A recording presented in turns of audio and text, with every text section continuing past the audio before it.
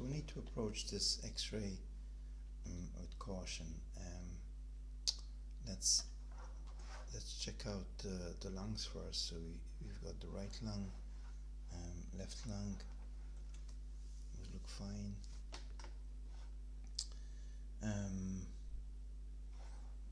The right heart margin is normal. Now there's an abnormality in the left heart margin. Can you see the abnormality there? Just have a look at the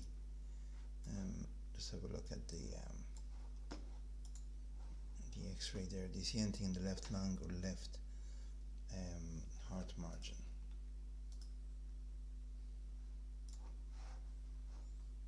Okay, so if you look at the aortic knuckle there, it's heavily calcified. That's the left heart margin, which looks fine.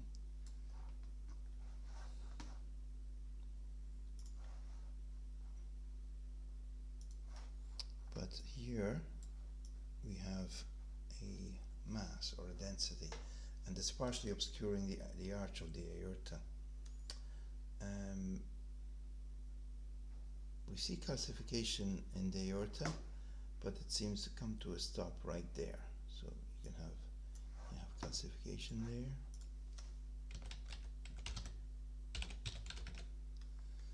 And that's the aortic knuckle.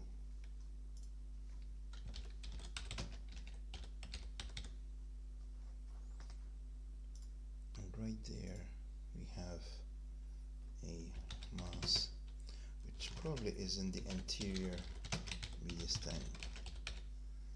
So what could that be? I mean, it could be the thymus or a lymph node, it could be a lung mass, it could be the thoracic aorta itself, maybe an aneurysm of the thoracic aorta.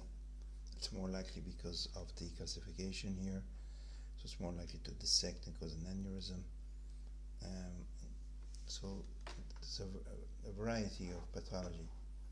So the key to the diagnosis here would probably be to do a CT scan, and that's what's being done. So I'll show the CT scan now. So we go through the CT. It's very good at defining a mass, the location of a mass, and the nature of a mass. And if you follow the aorta from the top there, in the anterior mediastinum, we do have a mass, and we can see that it's continuous with the aorta. So we draw an arrow. That's a mass there. That's the mass we saw on the X-ray, and we can see a break in the thoracic in the arch of the aorta. So that's a rupture of the arch of the aorta.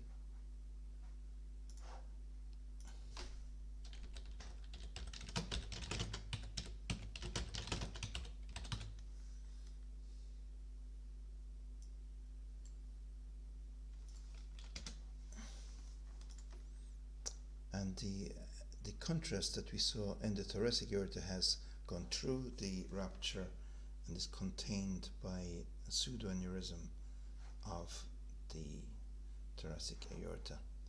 So that's a correct diagnosis.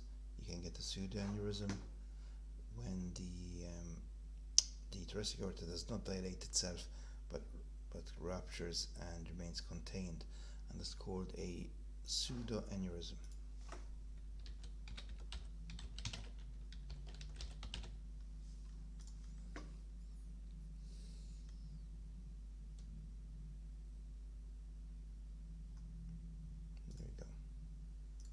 Notice how dense the contrast is, and that enables us to see that this is actually an aneurysm and not some other type of mass, which explains why it's important to give contrast during a CT of the thorax when you want to characterize the nature of a mass.